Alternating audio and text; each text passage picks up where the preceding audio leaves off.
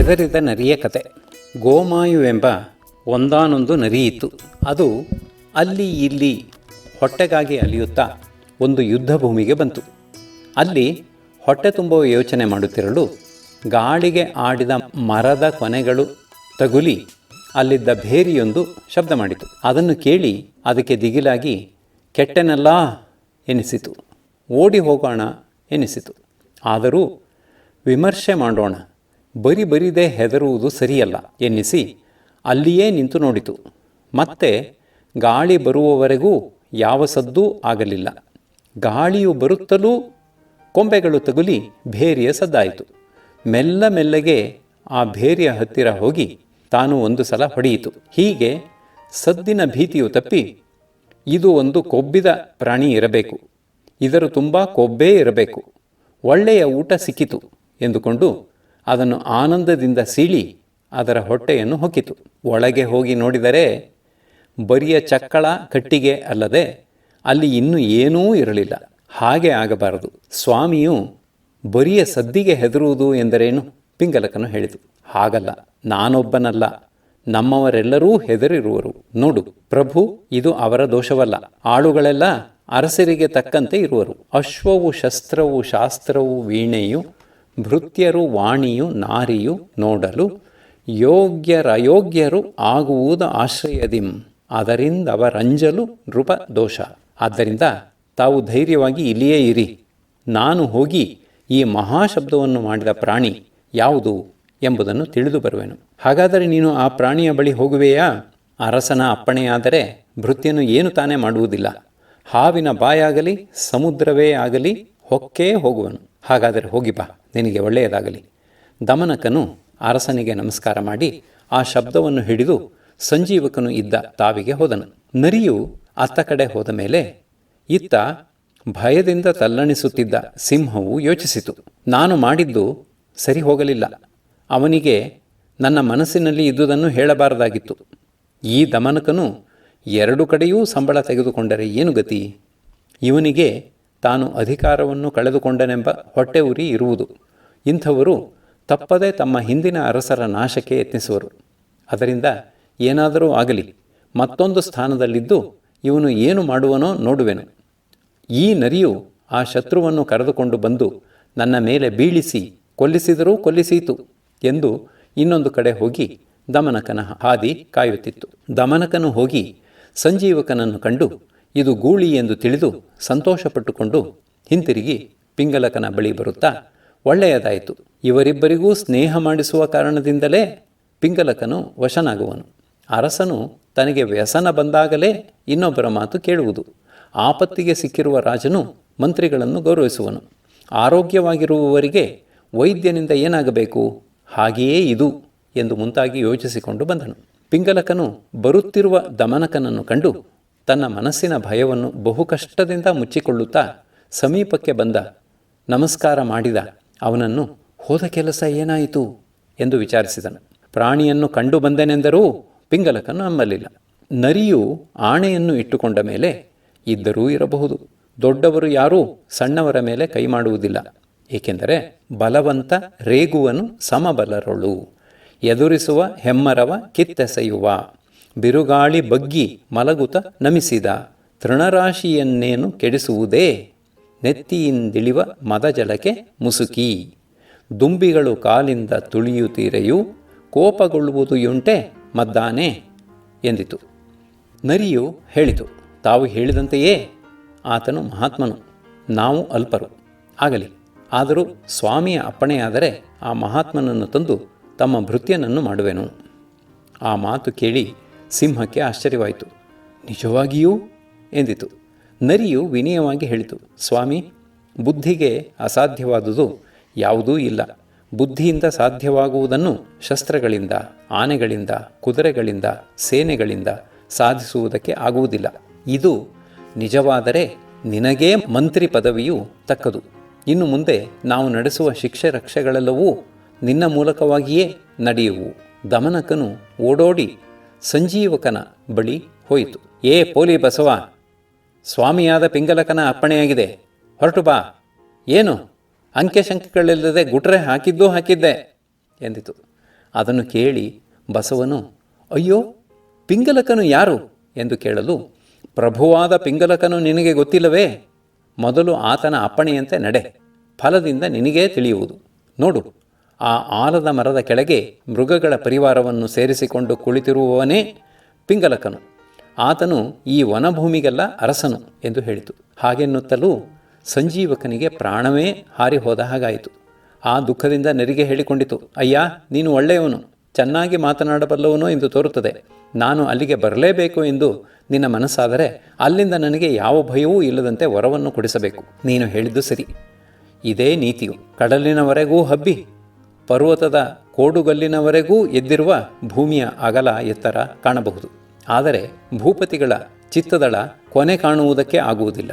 ಅದರಿಂದ ನೀನು ಇಲ್ಲಿಯೇ ಇರು, ನಾನು ಹೋಗಿ ಆತನನ್ನು ನೋಡಿಕೊಂಡು ಬರುವೆನು ಎಂದು ನರಿಯು ಮತ್ತೆ ಸಿಂಹದ ಬಳಿಗೆ ಹೋಯಿತು. ಸಿಂಹವನ್ನು ಕಂಡು ನರಿಯು, ಸ್ವಾಮಿ, ಅದು ಸಾಮಾನ್ಯವಾದ ಈ ಲೋಕದ ಪ್ರಾಣಿಯಲ್ಲ, ಅದು ಸಾಕ್ಷಾತ್ ಮಹೇಶ್ವರನ ವಾಹನವಾದ ವೃಷಭವು.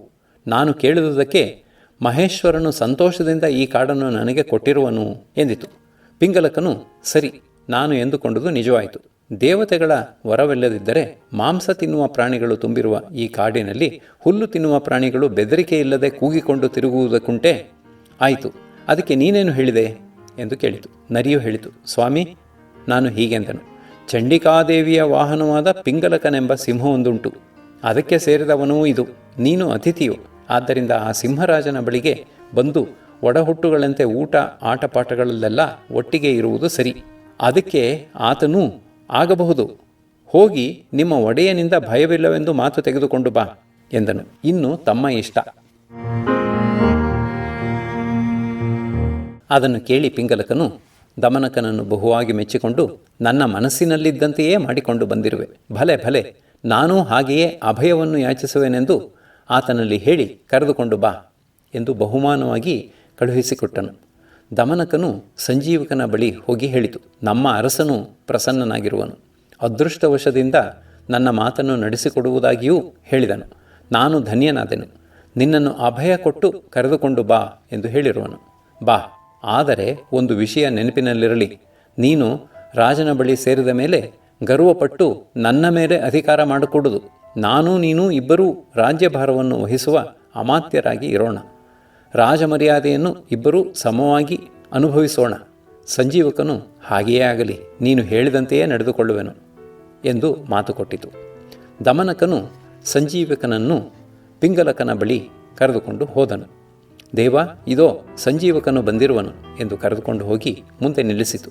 ಸಂಜೀವಕನೂ ಗೌರವವಾಗಿ ಭಕ್ತಿಯಿಂದ ವಿಶ್ವಾಸದಿಂದ ನಮಸ್ಕಾರ ಮಾಡಿ ವಿನಯವಾಗಿ ಒಂದು ಕಡೆ ಕೂತಿತು. ಪಿಂಗಲಕನು ತನ್ನ ಬಲಗಾಲನ್ನು ಅದರ ವಿಸ್ತಾರವಾದ ಹೆಣಿಲಿನ ಮೇಲೆ ಇಟ್ಟು ಗೌರವವಾಗಿ, ಚೆನ್ನಾಗಿದ್ದೀಯಾ?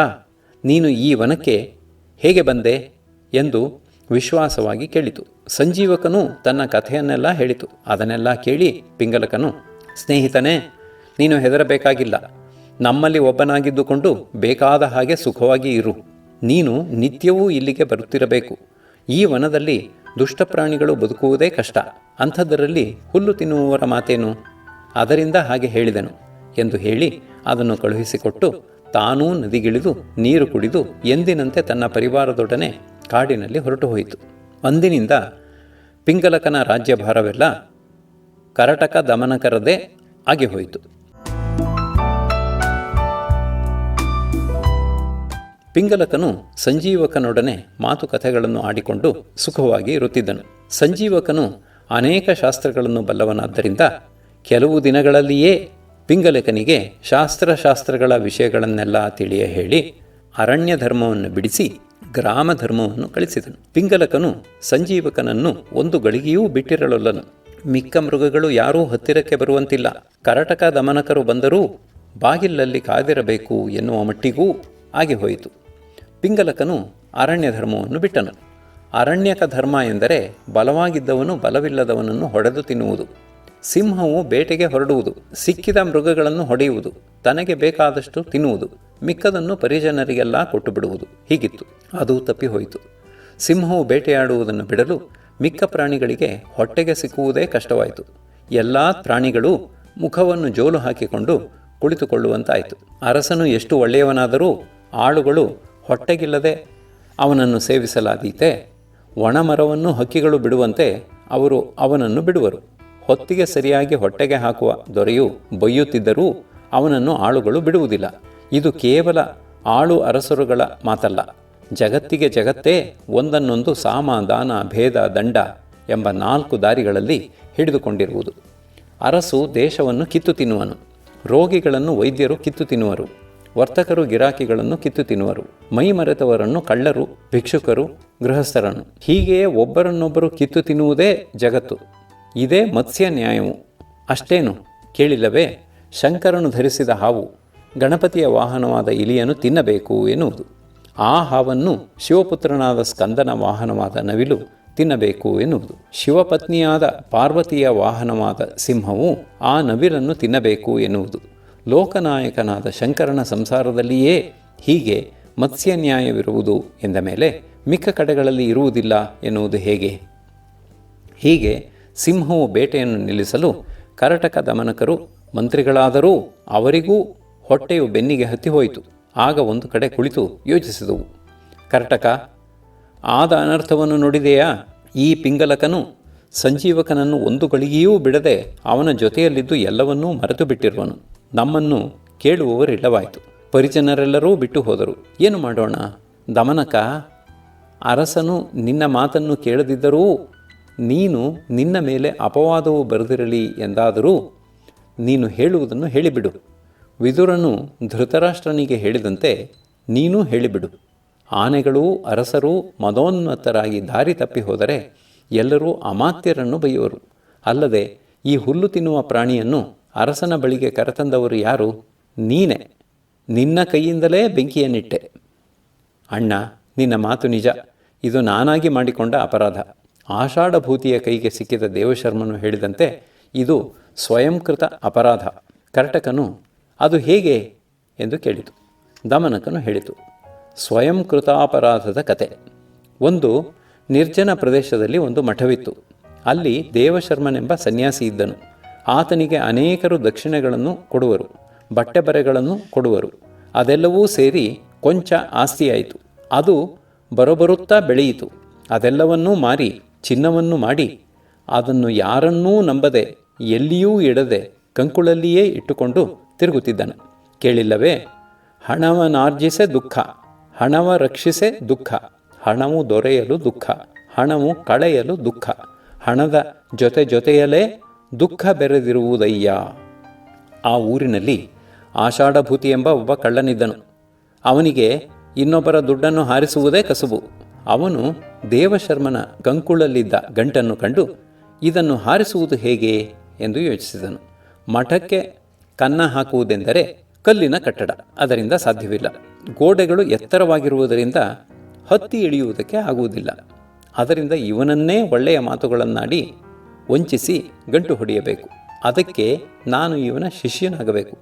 ಆಗ ಇವನು ನನ್ನನ್ನು ನಂಬುವನು. ಕೇಳಿಲ್ಲವೇ? ಆಸೆಯಿಲ್ಲದವನು ಅಧಿಕಾರಿಯಲ್ಲ, ಕಾಮಿಯಲ್ಲದವ ಸಿಂಗಾರವಲ್ಲ, ಓದಿ ತಿಳಿಯದವ ಪ್ರಿಯವಕ್ತನಲ್ಲ, ಇದ್ದಂತೆ ನುಡಿಯೇ ವಂಚಕನೇ ಅಲ್ಲ.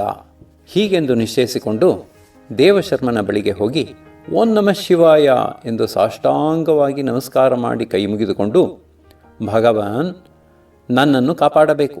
ಈ ಸಂಸಾರವು ಸಾರವಿಲ್ಲದ್ದು. ಯೌವನವು ಬೆಟ್ಟದ ನದಿಯಂತೆ ಓಡುವುದು. ಹುಲ್ಲಿನ ಬೆಂಕಿಯಂತೆ ಜೀವನವು ಕ್ಷಣಿಕವು. ಶರತ್ಕಾಲದ ಮೋಡಗಳ ನೆರಳಿನಂತೆ ಭೋಗಗಳು ಅಶಾಶ್ವತವು.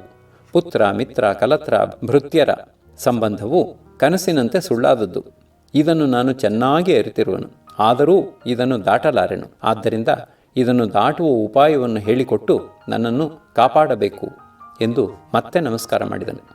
ದೇವಶರ್ಮನು ಅದನ್ನು ಕೇಳಿ, ವತ್ಸ, ಈ ಚಿಕ್ಕ ವಯಸ್ಸಿನಲ್ಲಿಯೇ ನಿನಗೆ ಇಷ್ಟು ವೈರಾಗ್ಯ ಬಂದಿದೆಯಾಗಿ ನೀನು ಧನ್ಯನು.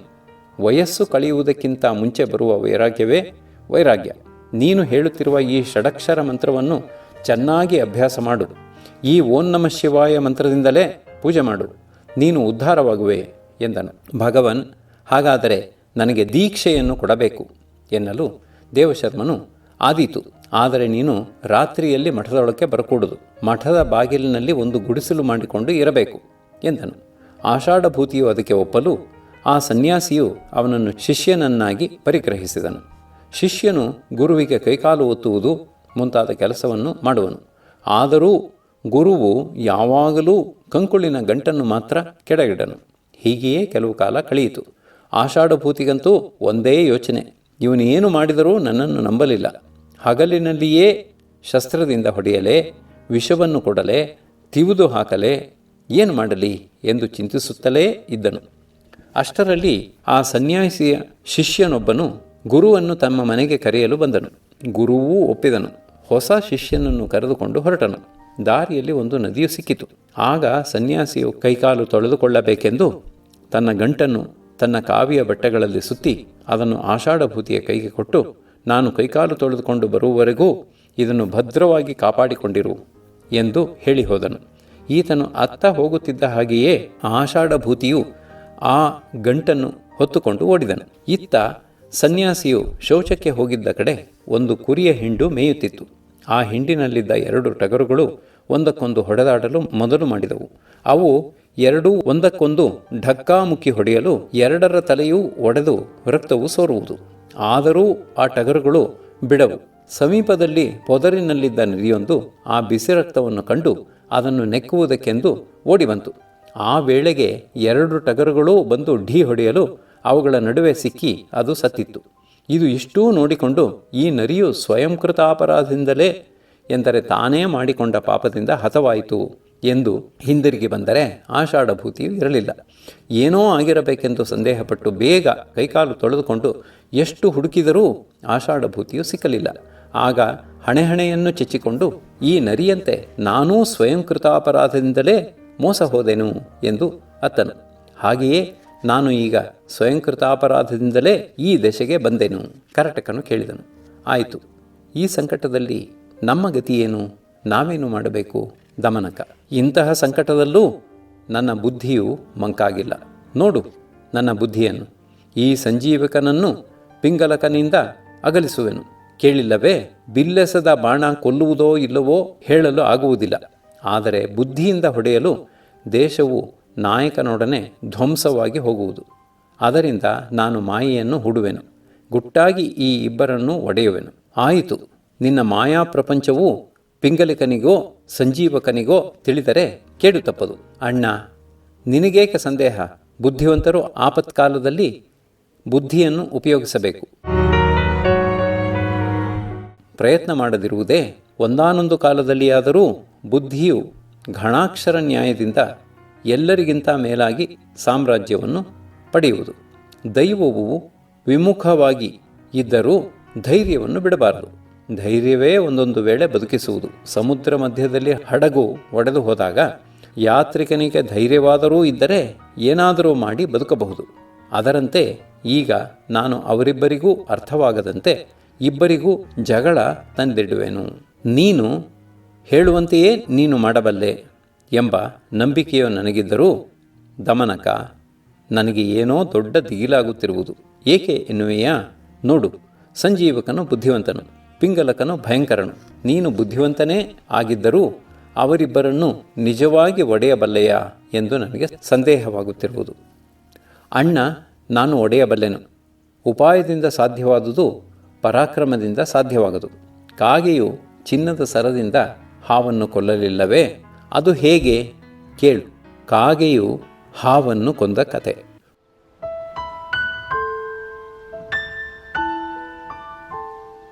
ಒಂದಾನೊಂದು ಕಡೆ ಒಂದು ದೊಡ್ಡ ಆಲದ ಮರವಿರುವುದು.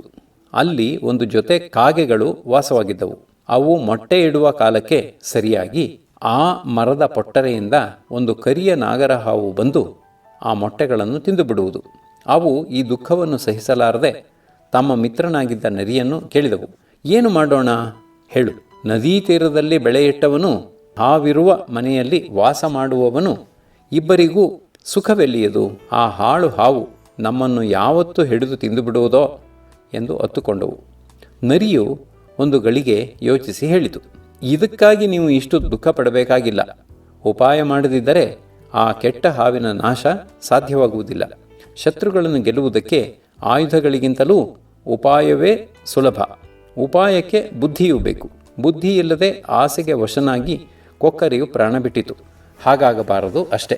ಕಾಗೆಗಳು ಅದು ಹೇಗೆ ಎಂದು ಕೇಳಲು ನರಿಯು ಹೇಳಿತು. ಆಸೆಗೆ ವಶವಾಗಿ ಸತ್ತ ಕೊಕ್ಕರೆಯ ಕತೆ. ಒಂದು ಕಾಡಿನಲ್ಲಿ ಒಂದಾನೊಂದು ಸರೋವರ ಇರುವುದು. ಅಲ್ಲಿ ಅನೇಕ ಜಾತಿಯ ಮೀನುಗಳು ಉಂಟು. ಅದೇ ಸರೋವರದಲ್ಲಿ ಒಂದು ಕೊಕ್ಕರೆಯು ಮನೆ ಮಾಡಿಕೊಂಡಿತ್ತು. ಅದಕ್ಕೆ ಮುಪ್ಪು ಬಂತು. ಮೀನು ಹಿಡಿಯುವುದಕ್ಕೂ ಕೈಯಲ್ಲಾಗದು ಎನಿಸಿತು. ಆಗ ಆ ಸರಸ್ಸಿನ ತೀರದಲ್ಲಿ ಕಣ್ಣೀರು ಸುರಿಸಿಕೊಂಡು ದೊಡ್ಡದಾಗಿ ಅಳುತ್ತಾ ನಿಂತುಕೊಂಡಿತು. ಆಗ ಆ ಸರಸ್ಸಿನಲ್ಲಿದ್ದ ಏಡಿಯೊಂದು ಅಲ್ಲಿಗೆ ಬಂದು, ಮಾವ, ಇದೇನಿದು? ಊಟದ ಯೋಚನೆಯನ್ನೇ ಬಿಟ್ಟು ಅಳುತ್ತಾ ನಿಂತಿರುವೆಯಲ್ಲ ಎಂದು ಕೇಳಿತು. ಕೊಕ್ಕರೆಯು, ಅಪ್ಪ, ಏನು ಹೇಳಲಿ, ನಾನು ಇನ್ನು ಮೇಲೆ ಮೀನು ತಿನ್ನುವುದಿಲ್ಲ. ನಾನು ಉಪವಾಸ ಮಾಡಿ ಪ್ರಾಣ ಬಿಡಬೇಕು ಎಂದು ಗೊತ್ತು ಮಾಡಿಕೊಂಡಿರುವೆನು ಎಂದಿತು. ಏಡಿಗೆ ಆಶ್ಚರ್ಯವಾಗಿ, ಮಾವ, ಇದೇನು? ಇಂತಹ ವೈರಾಗ್ಯಕ್ಕೆ ಕಾರಣವೇನು ಎಂದು ಕೇಳಿತು. ಕೊಕ್ಕರೆಯು, ಮಗು, ನಾನು ಇದೇ ಸರಸ್ಸಿನಲ್ಲಿ ಹುಟ್ಟಿ ಬೆಳೆದವನು. 12 ವರ್ಷದ ಅನಾವೃಷ್ಟಿ ಯೋಗವು ಬಂದಿರುವುದಂತೆ ಎಂದು ಅತ್ತಿತು. ನಿನಗೆ ಯಾರು ಹೇಳಿದರು ಮಾವ? ಜೋಯಿಸರಿಂದ ಈಗ ತಾನೇ ತಿಳಿಯಿತು. ಈ ಸರೋವರವೋ ಕೊಂಚ ನೀರುಳ್ಳದ್ದು, ಬೇಗ ಒಣಗಿ ಹೋಗುವುದು. ಇದು ಒಣಗಿ ಹೋದರೆ ಯಾರೊಡನೆ ಬೆಳೆದನೋ, ಯಾರೊಡನೆ ಆಟವಾಡಿದೆನೋ ಅವರೆಲ್ಲರೂ ನಾಶವಾಗಿ ಹೋಗುವರು. ಅವರೆಲ್ಲರ ಸಾವನ್ನು ನಾನು ನೋಡಲಾರೆ. ಆದ್ದರಿಂದ ಅವರು ಸಾಯುವುದಕ್ಕೆ ಮುಂಚೆ ನಾನೇ ಸಾಯುವೆನು. ಈಗಾಗಲೇ ಕೊಂಚ ನೀರಿರುವ ಕಡೆ ಇದ್ದ ಜಲಚರಗಳು ಹೆಚ್ಚು ನೀರು ಇರುವ ಕಡೆಗೆ ಹೋಗುತ್ತಿವೆ. ಇಲ್ಲಿನವೋ ನಿಶ್ಚಿಂತೆಯಾಗಿವೆ. ಅದನ್ನು ಕಂಡು ನನಗೆ ಅಳು ಬರುತ್ತಿದೆ. ಏಡಿಯು ಹೋಗಿ ಈ ಸುದ್ದಿಯನ್ನು ಮಿಕ್ಕ ಪ್ರಾಣಿಗಳಿಗೆಲ್ಲ ಹೇಳಿತು. ಇದನ್ನು ಕೇಳಿ ಎಲ್ಲರಿಗೂ ಹೆದರಿಕೆಯಾಯಿತು. ಮೀನು, ಆಮೆ ಮೊದಲಾದುವೆಲ್ಲ ಕೊಕ್ಕರೆಯ ಹತ್ತಿರಕ್ಕೆ ಹೋಗಿ, ಮಾವ, ಏನಾದರೂ ಉಪಾಯ ಮಾಡು, ನಮ್ಮನ್ನು ಕಾಪಾಡು ಎಂದು ಹೇಳಿಕೊಂಡವು. ಕೊಕ್ಕರೆಯು ಇಲ್ಲಿಗೆ ಸ್ವಲ್ಪ ದೂರದಲ್ಲಿ ಇನ್ನೊಂದು ಸರೋವರವಿದೆ. ಅಲ್ಲಿ ಕಮಲಗಳು ಕೂಡ ಬೆಳೆದಿವೆ. ಅಲ್ಲಿ ನೀರು ಬೇಕಾದಷ್ಟು ಇದೆ. 24 ವರ್ಷ ಮಳೆಯು ಬರದಿದ್ದರೂ ಅದು ಒಣಗುವ ಹಾಗಿಲ್ಲ.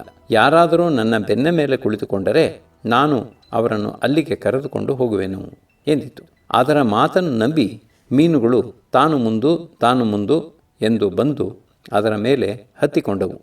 ಆ ಕಳ್ಳನು ಅವುಗಳನ್ನು ಹೊತ್ತುಕೊಂಡು ಹೋಗಿ ಒಂದು ಬಂಡೆಯ ಮೇಲೆ ಹಾಕಿಕೊಂಡು ಕೊಂದು ತಿಂದು ತೇಗಿ ಹಿಂತಿರುಗಿ ಬಂದು ಮಿಕ್ಕ ಮೀನುಗಳಿಗೆ ಅವೆಲ್ಲ ಅಲ್ಲಿ ಹಾಗಿರುವುವು, ಹೀಗಿರುವುವು ಎಂದು ಕಥೆಗಳನ್ನು ಹೇಳುತ್ತಾ ಕಾಲ ಕಳೆಯುತ್ತಿತ್ತು.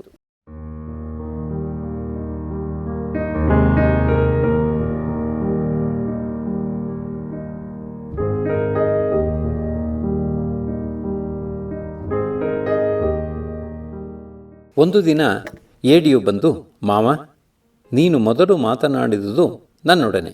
ಆದರೂ ನನ್ನನ್ನು ಬಿಟ್ಟು ಮಿಕ್ಕ ಎಲ್ಲರನ್ನೂ ಕರೆದುಕೊಂಡು ಹೋಗುತ್ತಿರುವೆಯಲ್ಲ, ಅದೇನು? ಇವತ್ತು ನನ್ನನ್ನು ಕರೆದುಕೊಂಡು ಹೋಗು ಎಂದಿತು. ಅದನ್ನು ಕೇಳಿ ಕೊಕ್ಕರೆಯು, ನನಗೂ ಮೀನುಗಳನ್ನು ತಿಂದು ತಿಂದು ಸಾಕಾಗಿ ಹೋಗಿದೆ.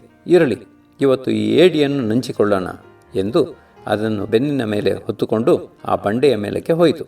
ಬಂಡೆಯನ್ನು ದೂರದಿಂದಲೇ ನೋಡಿ ಆ ಏಡಿಯು ಅದರ ಮೇಲೆ ಬಿದ್ದಿರುವ ಮೀನಿನ ಮೂಳೆಗಳ ಗುಡ್ಡೆಯನ್ನು ನೋಡಿ, ಮಾವ, ಇನ್ನೂ ಎಷ್ಟು ದೂರ ಹೋಗಬೇಕು ಎಂದು ಒಳ್ಳೆಯ ಮಾತಿನಿಂದಲೇ ಕೇಳಿತು. ಕೊಕ್ಕರೆಯು, ಏಡಿ ಎಷ್ಟಾಗಲಿ ನೀರಿನ ಪ್ರಾಣಿ, ನೆಲದ ಮೇಲೆ ಏನು ಮಾಡೀತು ಎಂದು ಉದಾಸೀನತೆಯಿಂದ, ಇದೇ ನನ್ನ ಜೀವನದ ಉಪಾಯ. ನೀನು ನಿನ್ನ ಇಷ್ಟದೇವತೆಯನ್ನು ಸ್ಮರಿಸಿಕೋ. ನಿನಗೆ ಕೊನೆಯ ಕಾಲವೂ ಬಂತು. ಈ ಬಂಡೆಯ ಮೇಲೆ ನಿನ್ನನ್ನು ಇಟ್ಟುಕೊಂಡು ತಿನ್ನುವೆನು ಎಂದು ಜಂಭವಾಗಿ ಹೇಳಿತು. ಕೂಡಲೇ ಆ ಏಡಿಯು ತನ್ನ ಕೊಂಡಿಗಳಿಂದ ಆ ಕೊಕ್ಕರೆಯ ಕತ್ತನ್ನು ಹಿಡಿಯಿತು. ಕಡಿದು ತುಂಡು ಮಾಡಿ ಅದನ್ನು ಸಾಯಿಸಿತು. ಅದರಿಂದ ಹೇಳಿದೆನು, ಉಪಾಯ ಮಾಡಿದರೂ ಕೊಕ್ಕರೆಯ ಹಾಗಾಗಬಾರದು ಎಂದು. ಕಾಗೆಗಳು ಕೇಳಿದವು, ಮಿತ್ರ, ಆ ಕೆಟ್ಟ ಹಾವನ್ನು ಕೊಲ್ಲುವ ಉಪಾಯವನ್ನು ಹೇಳು. ನರಿಯು ಹೇಳಿತು, ಯಾವುದಾದರೊಂದು ಊರಿಗೆ ಹೋಗಿ ಅಲ್ಲಿ ಯಾರದಾದರೂ ಒಂದು ಒಡವೆಯನ್ನು ಹಾರಿಸಿಕೊಂಡು ಆ ಒಡವೆಯವರು ಕಾಣುವ ಹಾಗೆ ತಂದು ಆ ಹಾವಿನ ಪೊಟ್ಟರೆಯಲ್ಲಿ ಹಾಕಿಬಿಡಿ. ಅವರು ಒಡವೆಗಾಗಿ ಹಾವನ್ನು ಕೊಲ್ಲುವರು. ಕಾಗೆಗಳು ಹಾಗೆಯೇ ಹುಡುಕಿಕೊಂಡು ಹೋದವು. ಒಂದು ಕೊಳದಲ್ಲಿ ಹೆಂಗಸರು ತಮ್ಮ ಒಡವೆಗಳನ್ನು ದಡದಲ್ಲಿಟ್ಟು ನೀರಿನಲ್ಲಿ ಇಳಿದು ಸ್ನಾನವನ್ನು ಮಾಡುತ್ತಿದ್ದರು. ಆ ಒಡವೆಗಳಲ್ಲಿ ಒಂದು ಚಿನ್ನದ ಸರವನ್ನು ಒಂದು ಕಾಗೆಯು ಕಚ್ಚಿಕೊಂಡು ಹಾರಿತು. ಇನ್ನೊಂದು ಕಾಗೆಯು ಕೂಗಿತು. ಕಾವಲಿನವರು ದೊಣ್ಣೆ ತೆಗೆದುಕೊಂಡು ಅದರ ಹಿಂದೆ ಓಡಿದರು. ಕಾಗೆಯು ಆ ಸರವನ್ನು ಅವರು ನೋಡುತ್ತಿದ್ದ ಹಾಗೆ ತಂದು ಮರದ ಪೊಟ್ಟರೆಯಲ್ಲಿ ಹಾಕಿತು. ಕಾವಲುಗಾರರು ಆ ಸರವನ್ನು ತೆಗೆದುಕೊಳ್ಳಲು ಹೋದರು. ಹಾವು ಭುಸ್ಸೆಂದು ಮೇಲಕ್ಕೆ ಎದ್ದಿತು. ಅವರು ಅದನ್ನು ಕೊಂದು ಒಡವೆಯನ್ನು ತೆಗೆದುಕೊಂಡು ಹೋದರು. ಕಾಗೆಗಳಿಗೆ ನೆಮ್ಮದಿಯಾಯಿತು. ಅದರಿಂದ ಬುದ್ಧಿವಂತರಿಗೆ ಅಸಾಧ್ಯವಾದುದೇ ಇಲ್ಲ. ಬುದ್ಧಿ ಇರುವವನಿಗೆ ಬಲವೇ ಹೊರತು ಬುದ್ಧಿ ಇಲ್ಲದವನಿಗೆ ಬಲವೆಲ್ಲಿ ಬಂತು? ಮದದಿಂದ ಕೊಬ್ಬಿದ ಸಿಂಹವನ್ನು ಮೊಲವು ಕೊಲ್ಲಲಿಲ್ಲವೇ? ಹಾಗೆಂದರೇನು? ದಮನಕನು ಹೇಳಿತು. ಸಿಂಹವನ್ನು ಕೊಂದ ಮೊದಲ ಕಥೆ.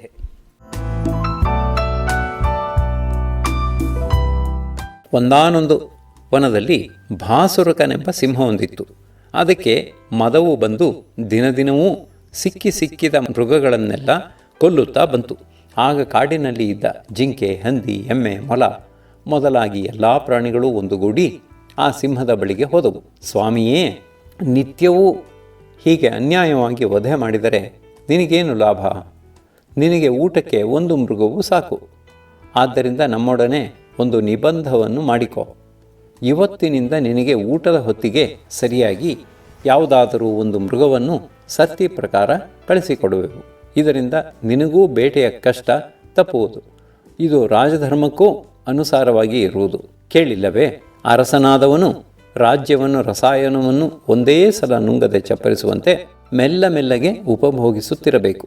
ಹಾಗಿದ್ದರೆ ಆ ಬುದ್ಧಿವಂತನಿಗೆ ರಾಜ್ಯಲಕ್ಷ್ಮಿಯು ಬೇಕಾದುದನ್ನು ಕೊಡುವಳು. ಕಡೆದು ಅರಣಿಯಿಂದ ಅಗ್ನಿಯನ್ನು ಪಡೆದುಕೊಳ್ಳುವಂತೆ ಭೂಮಿಯನ್ನೂ ಪಾಲಿಸುತ್ತಾ ತನಗೆ ಬೇಕಾದುದನ್ನು ಪಡೆದುಕೊಳ್ಳಬೇಕು. ಪ್ರಜೆಗಳನ್ನು ನ್ಯಾಯವಾಗಿ ಪಾಲಿಸಿದರೆ ಸ್ವರ್ಗವು ಸಿಕ್ಕುವುದು. ಅನ್ಯಾಯ ಮಾಡಿ ಪ್ರಜೆಗಳನ್ನು ಪೀಡಿಸಿದರೆ ಧರ್ಮವು ನಾಶವಾಗುವುದು. ಪಾಪವೂ ಅಪಕೀರ್ತಿಯೂ ತಪ್ಪದೆ ಬರುವುವು.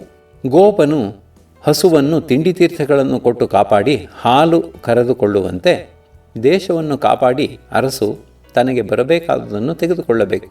ಹಾಗಿಲ್ಲದೆ ಮೇಕೆಯನ್ನು ಕೊಂದು ತಿಂದಂತೆ ಮಾಡಿದರೆ ಏನು ಫಲವಾದೀತು? ಫಲವನ್ನು ಪಡೆಯಬೇಕೆಂಬ ಅರಸು ಪ್ರಯತ್ನ ಮಾಡಿ ದಾನಮಾನಗಳೆಂಬ ನೀರನ್ನು ಹೊಯ್ದು ತೋಟಗಾರನು ಗಿಡಗಳನ್ನು ಕಾಪಾಡುವಂತೆ ಭೂಮಿಯನ್ನು ಕಾಪಾಡಬೇಕು.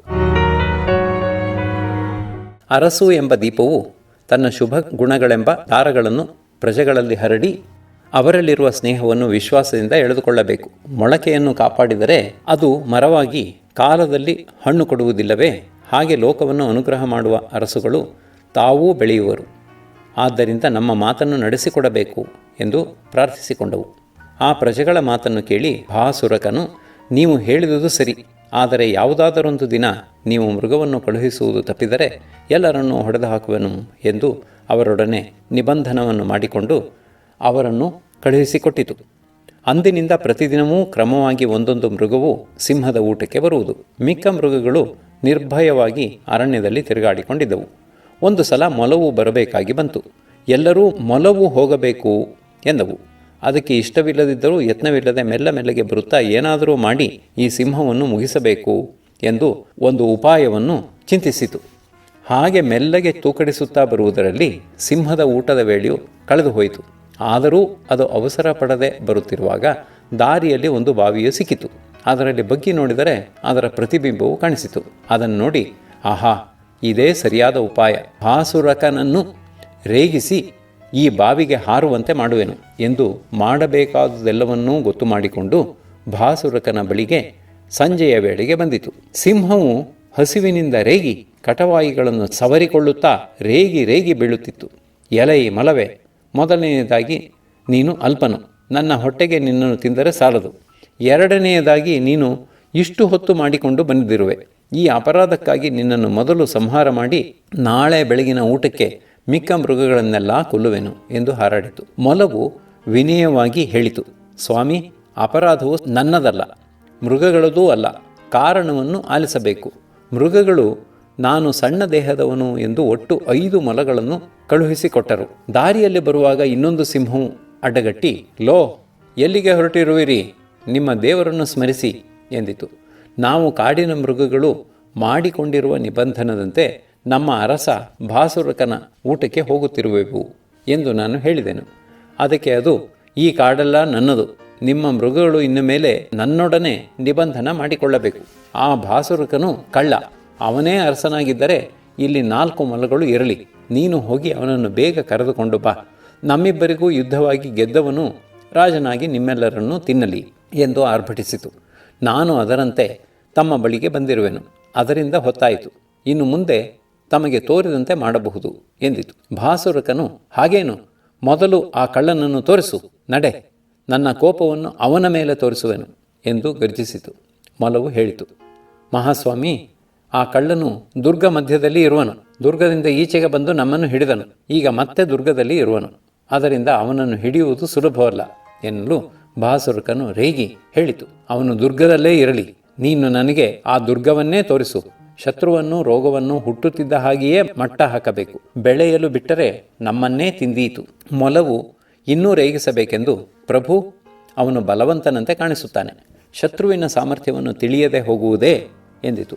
ಭಾಸುರಕನು ಇನ್ನೂ ರೇಗಿ, ನಿನಗೇಕೆ ಅದೆಲ್ಲ, ದುರ್ಗವನ್ನು ತೋರಿಸು ನಡೆ ಎಂದು ನುಗ್ಗಿತು.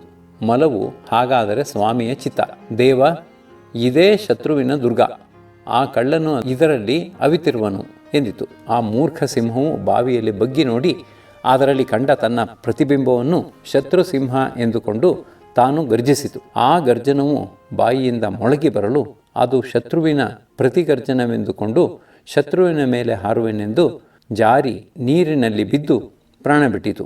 ಅದರಿಂದ ಬುದ್ಧಿ ಇದ್ದವನೇ ಬಲಶಾಲಿ ಎಂದು ನಾನು ಹೇಳಿದುದು. ಅದರಿಂದ ನೀನು ಒಪ್ಪಿದರೆ ಹೋಗಿ ಅವರ ಮೈತ್ರಿಯನ್ನು ಒಡೆಯುವೆ ಎಂದಿತು. ಕರಟಕನು, ಹಾಗಾದರೆ ಹೋಗು, ನಿನಗೆ ಒಳ್ಳೆಯದಾಗಲಿ ಎಂದು ಆಶೀರ್ವಾದ ಮಾಡಿ ಕಳುಹಿಸಿಕೊಟ್ಟಿತು. ದಮನಕನು ಹೋಗಿ ಸಂಜೀವಕನು ಇಲ್ಲದ ಸಮಯವನ್ನು ನೋಡಿ ಪಿಂಗಲಕನ ಬಳಿಗೆ ಹೋಗಿ ನಮಸ್ಕಾರ ಮಾಡಿ ನಿಂತುಕೊಂಡಿತು. ಪಿಂಗಲಕನು, ಏನಯ್ಯ ಬಹುದಿನಗಳಿಂದ ಕಾಣಲಿಲ್ಲ ಎನ್ನಲು ನರಿಯು, ದೇವ ನಮ್ಮಿಂದ ತಮಗೆ ಆಗಬೇಕಾದ ಕಾರ್ಯವೂ ಯಾವುದೂ ಇಲ್ಲ, ಅದರಿಂದ ನಾನು ಬರಲಿಲ್ಲ.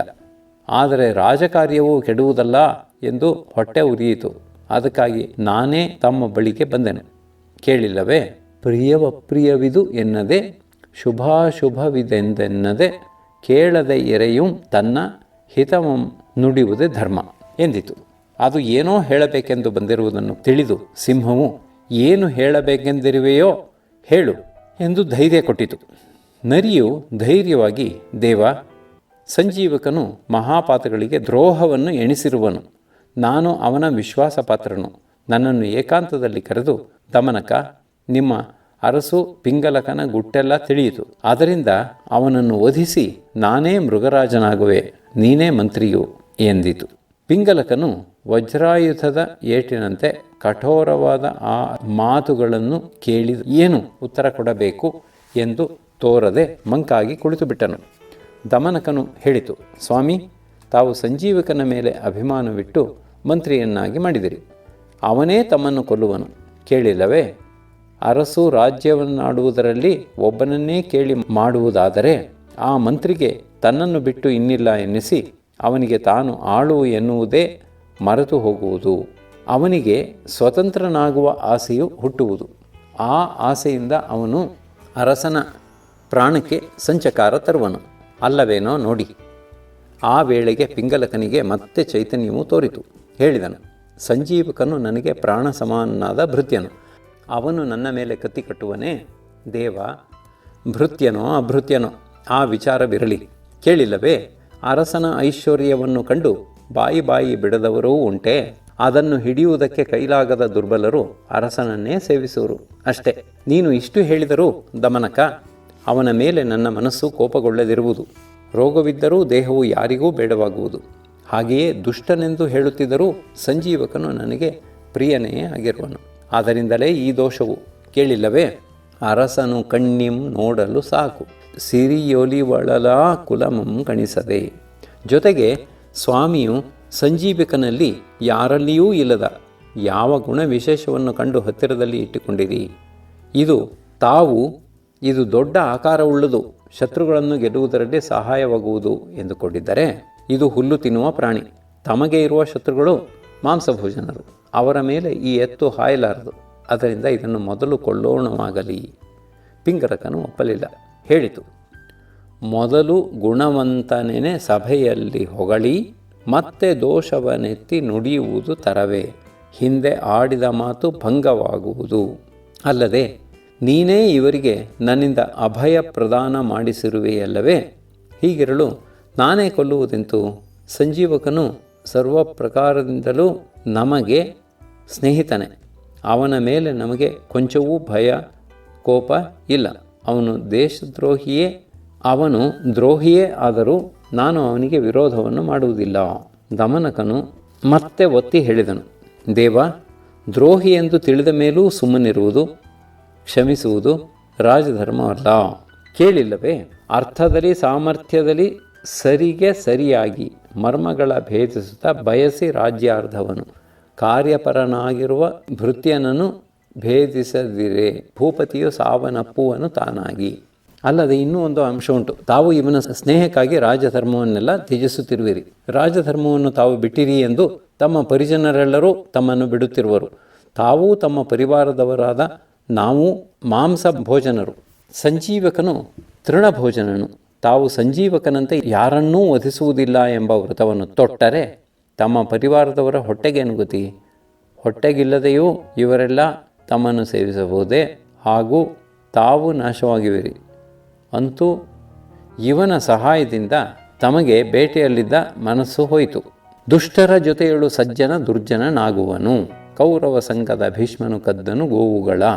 ಅದರಿಂದಲೇ ಸಜ್ಜನರು ನೀಚ ಸಂಘವನ್ನು ಬಿಡು ಎನ್ನುವರು. ಕೇಳಿಲ್ಲವೇ? ಅರಿಯದೆ ಕುಲಶೀಲಂಗಳ ಕೊಡಬಾರದು ಆಶ್ರಯವ.